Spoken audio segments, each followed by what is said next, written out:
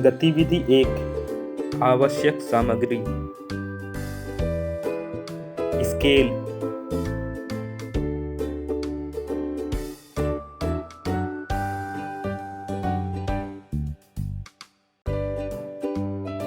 अपनी हथेली को फैलाकर अंगूठे के सिरे से कनिष्ठिका अंगुली यानी छोटी अंगुली के सिरे तक की दूरी को मानक मानकर वीडियो में दिखाए गए अनुसार मेज की लंबाई को मापें।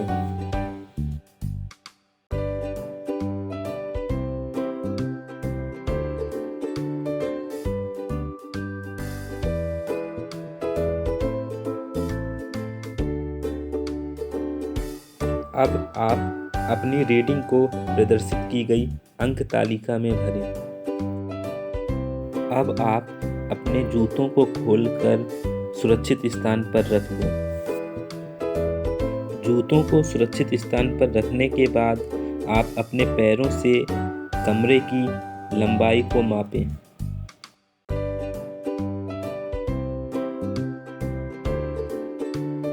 अब आप अपनी रीडिंग को सारणी में भरें। अब आप अपनी बाँ की कोहनी से लेकर मध्य अंगुली तक की दूरी को मानक मानकर मेज की लंबाई को मापें।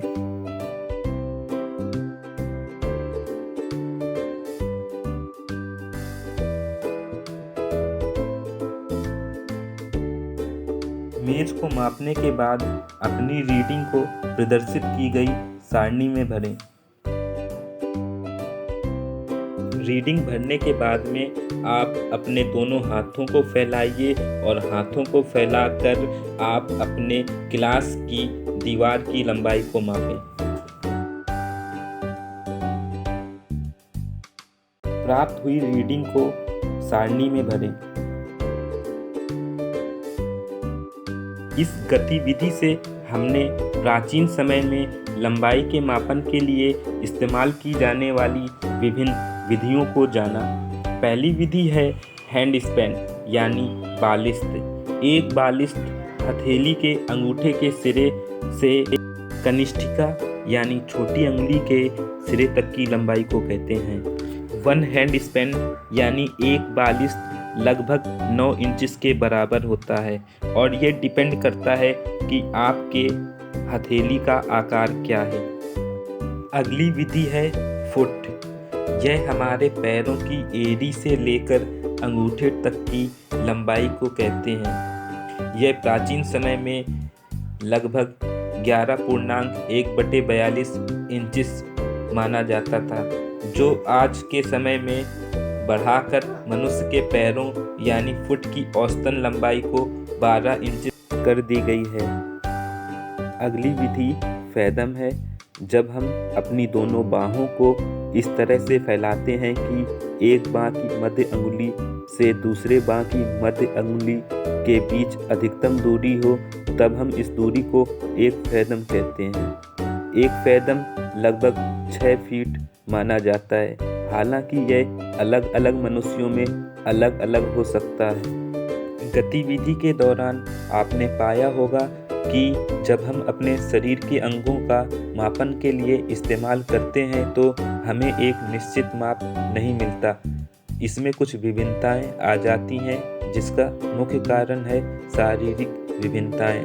इन्हीं विभिन्नताओं को दूर करने के लिए और लंबाई के मापन को मानकीकरण करने के लिए स्केल का निर्माण किया गया है। अब हम स्केल से मेज की लंबाई को मापेंगे।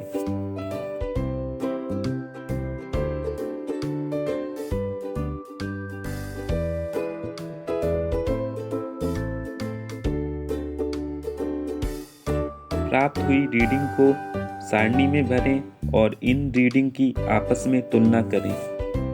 तुलना करने के बाद आपको यह ज्ञात होगा कि स्केल से मेज की लंबाई को मापने से हमें एक निश्चित माप मिला है। आइए जानते हैं इस गतिविधि से जुड़े हुए कुछ उदाहरण के बारे में। हैंड स्पैन का उपयोग घोड़ों की ऊंचाई को मापने के लिए किया जाता है। फैदम का इस्तेमाल कपड़े या रस्सी की लंबाई को मापने के लिए किया जाता है। फैदम का उपयोग नाविकों द्वारा पानी की गहराई को मापने के लिए किया जाता है। आपने मिस्र के पिरामिड तो अवश्य देखे होंगे। इन पिरामिड को बनाने के लिए मिस्र के लोग क्यूबिट का उपयोग करते थे। आपने सेना भर्ती प्रक्रिया में भी ऊंचाई का मापन करते हुए देखा होगा। दर्जी स्केल का उपयोग कपड़े के मापन के लिए करते हैं। आपने देखा होगा कि फूल के विक्रेता मंदिर के बाहर फूलों की लंबी पंक्ति को मापने के लिए मोजम इकाई का उपयोग करते हैं। यह मोजम इकाई कोहनी से लेकर मध्य अंगुली की लंबाई होती है, जिसे क्यूबिट भी कहते हैं। दी गई गतिविधि को स्वयं से करें। आप अपने घर पर उपलब्ध अलग अलग वस्तुओं जैसे दरवाजा, खिड़की आदि को हैंड स्पैन स्केल से मापें। जानकारी संग्रहित करें कि लंबाई, क्षेत्रफल, भार, आयतन आदि के मापन में उपयोग की जाने वाली पारंपरिक विधियां कौन कौन सी हैं। आइए जानते हैं इस गतिविधि से हमने क्या क्या सीखा। प्राचीन काल में शरीर के अंगों का उपयोग लंबाई के मापन के लिए किया जाता था, जैसे hand span, cubit, fathom, foot. Hand span, fathom, cubit, foot का माप प्रत्येक व्यक्ति में विभिन्न होता है। स्केल मानकीकृत मापक यंत्र है। लंबाई माप के मात्रक हैं millimetre, centimetre, metre, inch, feet इत्यादि।